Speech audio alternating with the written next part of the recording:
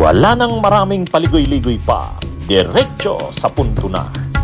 Maiksi lang ang komentaryo, pero diretso sa punto. Maraming kuro-kuro, may tiwali, may totoo. Dito, sa puntong diretso tayo. Punto, diretso.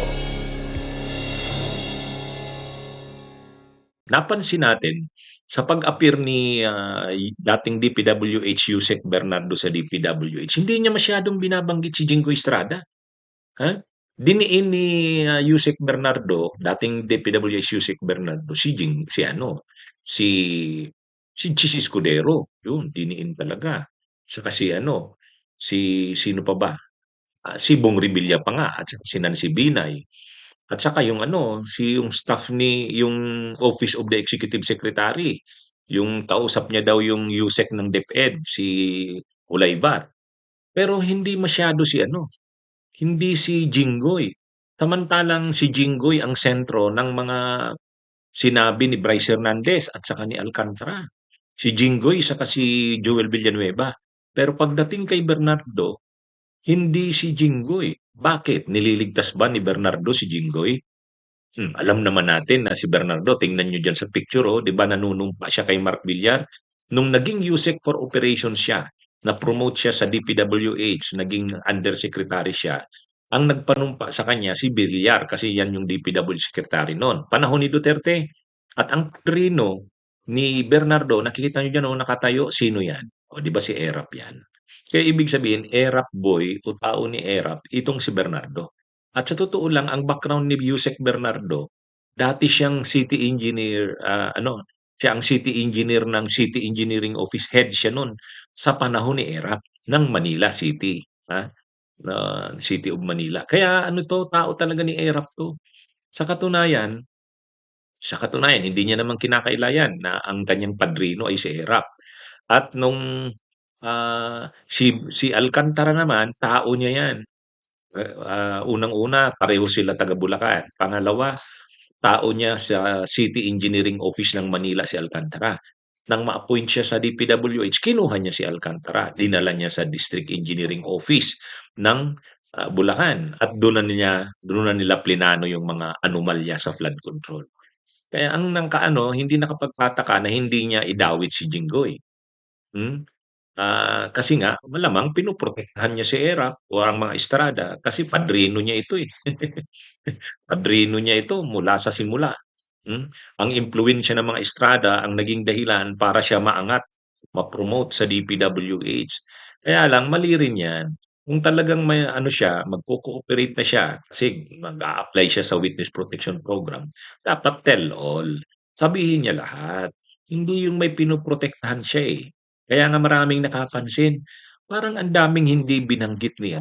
Ang dami niyang alam pero ang mga binanggit niya lang si Chis Escudero, si Nancy Binay, si Bong Revilla, ay papaano pala si Jingo Estrada?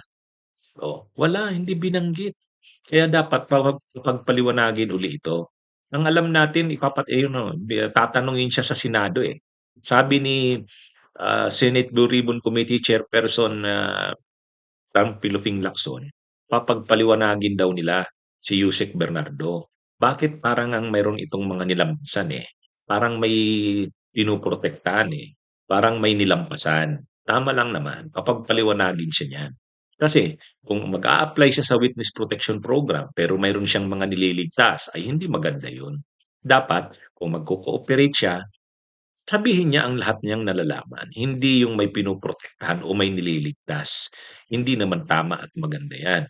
At lalo na, obvious naman ang koneksyon niya kay Jinggoy.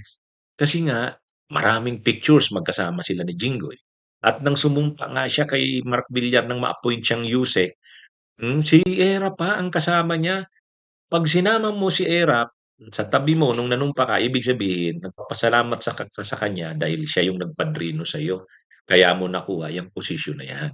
Oh, hindi niya naman maikakaila yang picture na yan. Official picture yang panunumpa niya na yan. Oh, tingnan niyo yan, oh, nandiyan. Hmm.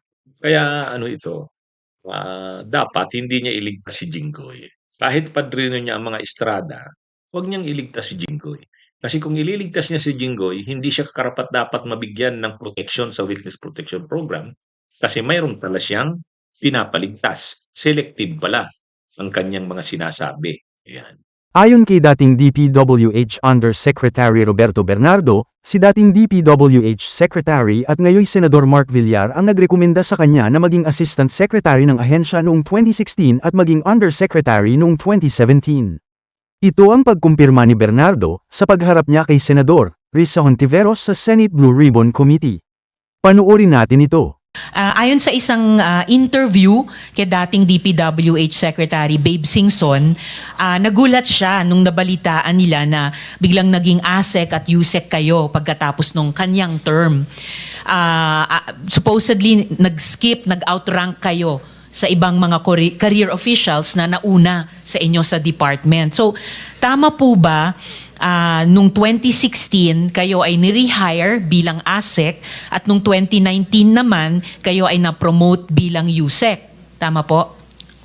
Mr. Chair, ako po nung naging Assistant Secretary, I was on secondment in the City of Manila. So, ang tingin ko po, kasi po naging District Engineer po ako for almost 10 years at naging ARD po ako ng 3 taon.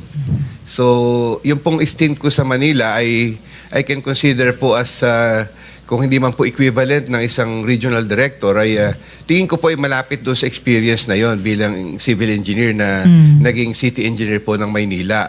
So, ako naman po yung nag-apply as assistant secretary noon, nag-apply po ako and it so happened po na na-qualify po ako as assistant secretary. So, ako Sino pong nag-recommend sa inyo maging ASEC noong 2016? I think during that time, I applied in the department, hindi ko na po maano, pero doon po kasi nung ako po yung naging na-appoint na assistant secretary, that was, I think, August na po ng 2016, Mr. Chair. So, but yung pong sinasabi ni Secretary Singson ay aware naman po siya sa aking stint sa department kasi ang tingin ko po, kamukha po nung 2012, I think, when I was the Assistant Regional Director of Region 4A, he was the one who recommended me for the CESO 4 position. Nagkaroon po ako ng rank noon from his recommendation as CESO 4. So siya po yung, he sent a letter po with my good performance to the CES board wherein afterwards, I was appointed as a CESO 4 po, as a career CESO 4 official. So, Yusek, huling tanong ko na lang, so please make it your answer worth it. Sino pong nagrekomenda sa inyo nung August 2016 at sino naman nag-back sa inyo nung 2019 nung kayo'y naging USEC naman?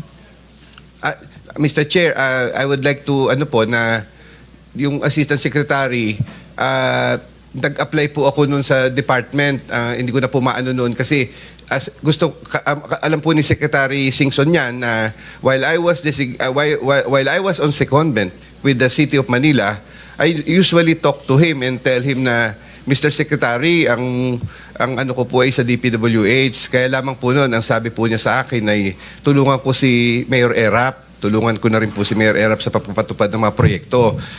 Bunyog, bunyog, halikan na kasama ka. Bunyog, kapag buklod ay may pag-asa. Luzon, Visayas, Mindanao, isa ang pananaw. Sa bagong Pilipinas ang bunyog isisigaw. Bunyog, bunyog, bunyog.